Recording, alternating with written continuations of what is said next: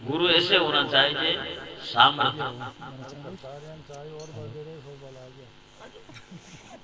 Double power हो जाना सी में नींद ही आवे रजाए मत जाओ देर तो गड़बड़ कर दी हां सीएम मत थोड़ा नेड़ा नेड़ा बैठ अंदर अंदर बैठ थोड़ा सा हैंड बैठ कर सी लाग रही नेड़ा और बैठ ओढ़ गया जब नींद आई और जीवड़ो तो नहीं उलझड़ो है ना नींद में और जीव तो नींद में उलझड़ो तो भाई आओ ज्ञान उलझड़ा होता तो ज्ञान ही आदमी नींद बनाया महाराज रिकॉर्डिंग चालू है महाराज तो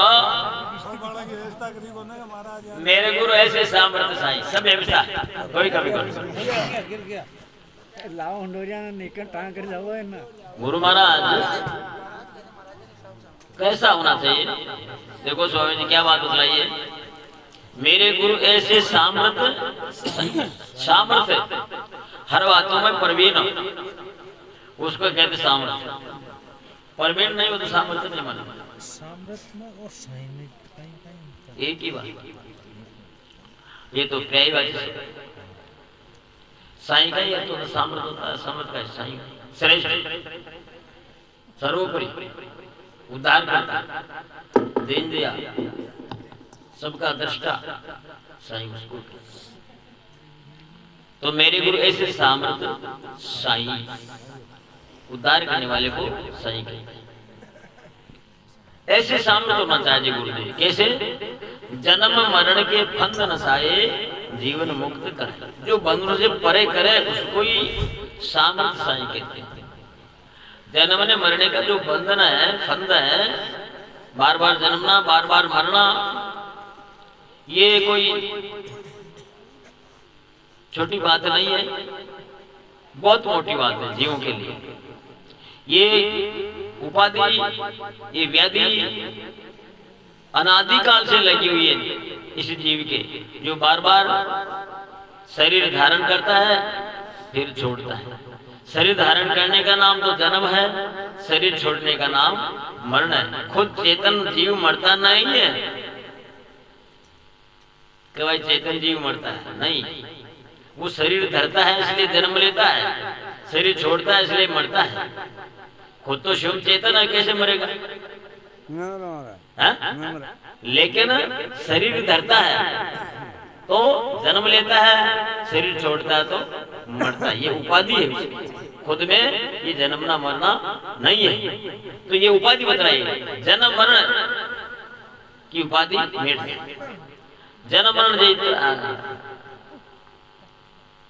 कृपा करी गुरुदेव हाँ मेरे गुरु ऐसे समर्थ साईं कृपा करी गुरुदेव दयाला दिव्य दृष्टि चमकाई अब जन्म मरने की व्याधि कैसे मिटती है कृपा करी गुरुदेव दयाला दिव्य दृष्टि चमकाई गुरुदेव के द्वारा दिव्य दृष्टि की जानकारी हुई जब ज्ञान होता है तब प्रकाश होता है और प्रकाश बिना अंधेरा दूर नहीं भागता और प्रकाश हो जाता है तो उसके पास में ज्ञानता नहीं आती है ना तो क्या होता है ये ज्ञान क्या हुआ अंत है अंतःकरण में अंतःकरण जो है अनंत जन्मों की वासना का केंद्र है क्या है अनंत जन्मों की वासना का केंद्र है वासना मन में रहती है बुद्धि में रहती है चित्त में रहती है दिल में रहती है ना कई दिनों की बात अपने याद कहाँ रहती है मन में कई दिनों की भूल कहाँ मिटती है मन में जगती कहाँ पर मन में तो ये अंतःकरण है तो साहिब कहते हैं अंत है प्रकाश अखंडित दर्शा कि मेरे दिल के अंदर प्रकाश कौन सा दिखा अखंडित जब तक ज्ञान उदय नहीं होता है तब तक प्रकाश का ज्ञान नहीं होता ज्ञान उदय होते ही प्रकाश का अनुभव होता है ना और नहीं तो अंधेरा रहता है जो लो तारा जगमगे तो लो उगे न सूर जो लो जीव कर्म बस डोले जब लग ज्ञानन तारा कब तक जगमगाएगा? जब तक वो सूर्य नहीं उगेगा तब तक। सूर्य उग गया तो एक तारा ही नहीं दिखता।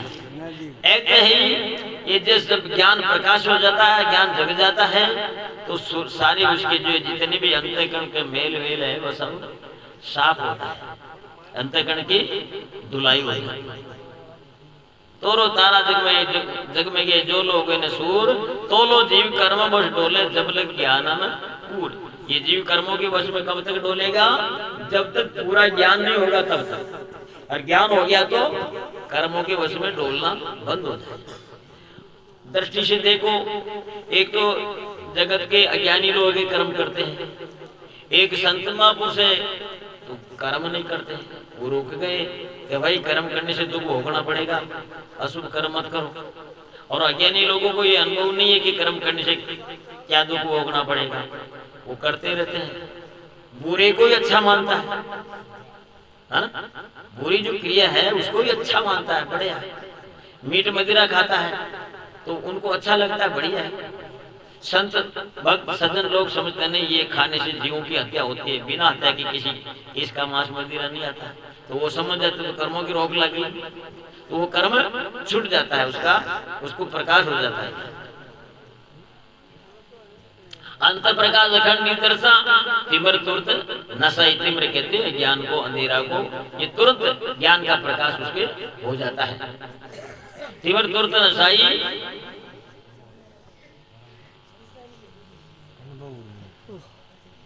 अनुभव उर्मी उठी निज पद से रोम रोम ले रहे नहीं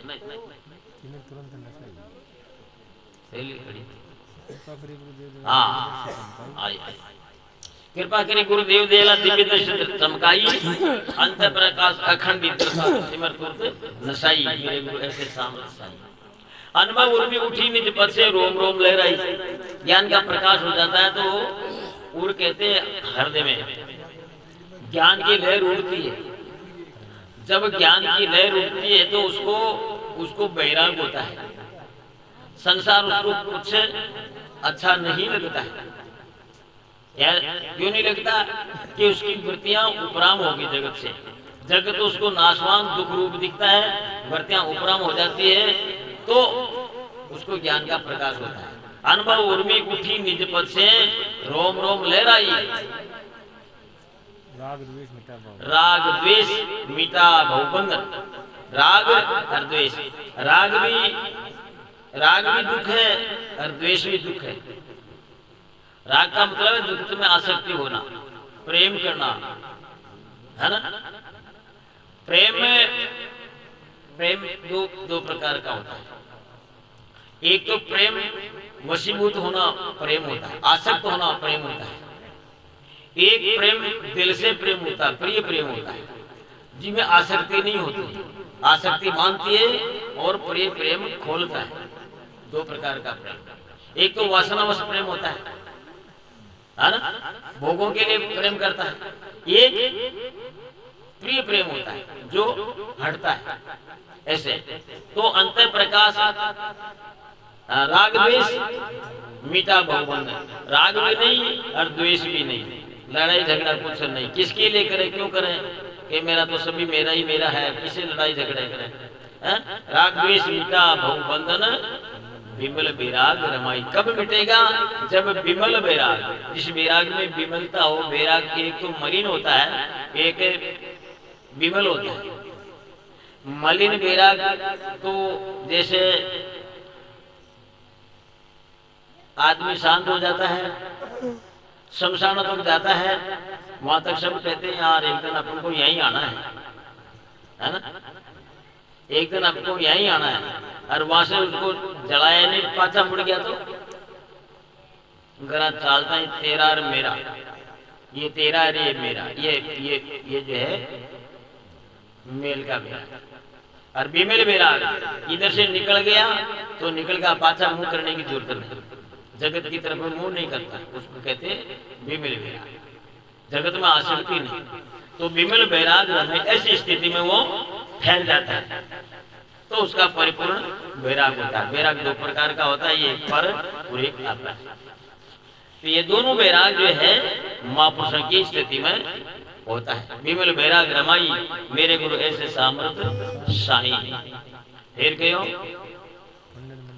खंडन मंडन पार परम सत गुरु पार पर खाई।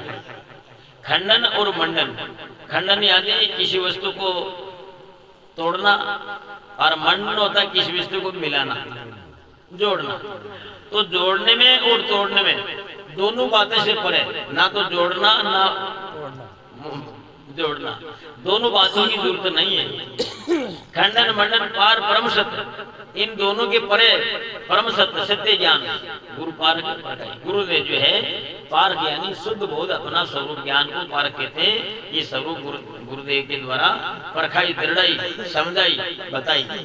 गुरु पारक परखाई सुधा सिंधु स्वरूप को डुबा के, सुधा यानी अमृत, अमृत सिंधु में बैठा कर गुरुदेव ने सर्व विवाद थकाई, सर्व विवादों से परे कर दिया, कोई विवाद रहा ही नहीं।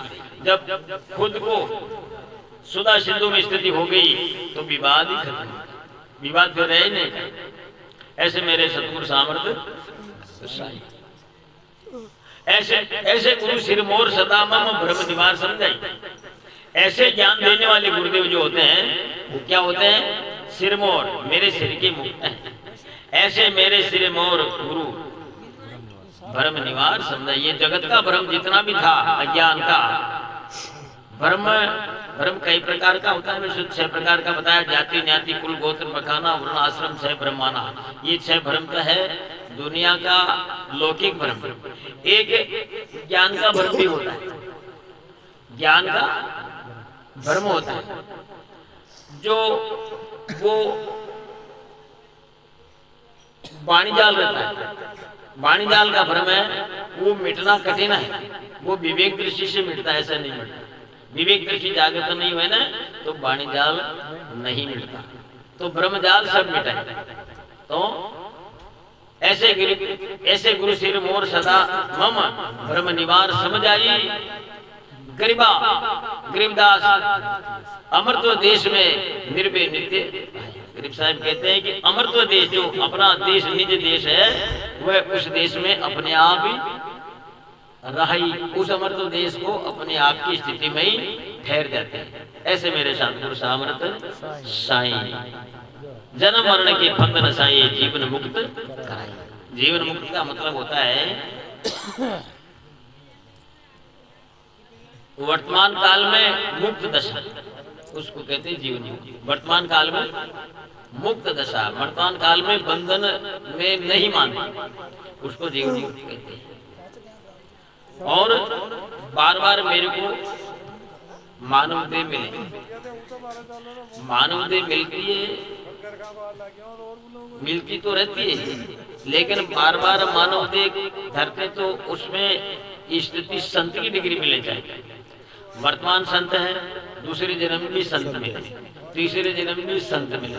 ऐसे जब स्थिति पूर्ण उसकी दृढ़ जगत की वासना नष्ट हो जाएगी तब अंत में त्याग धारण करके मुक्त हो जाता है।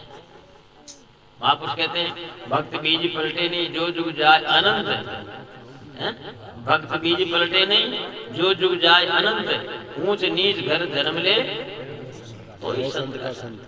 जाति पाति का बंधन है कि ऊंच नीच कहीं पर जन्म ले तो वो जन्म क्या कायम होगा, संत का संति बना रहेगा। इसलिए उसको जीवन मुक्ति दान करना। बोल सतगुरुदेव की जय।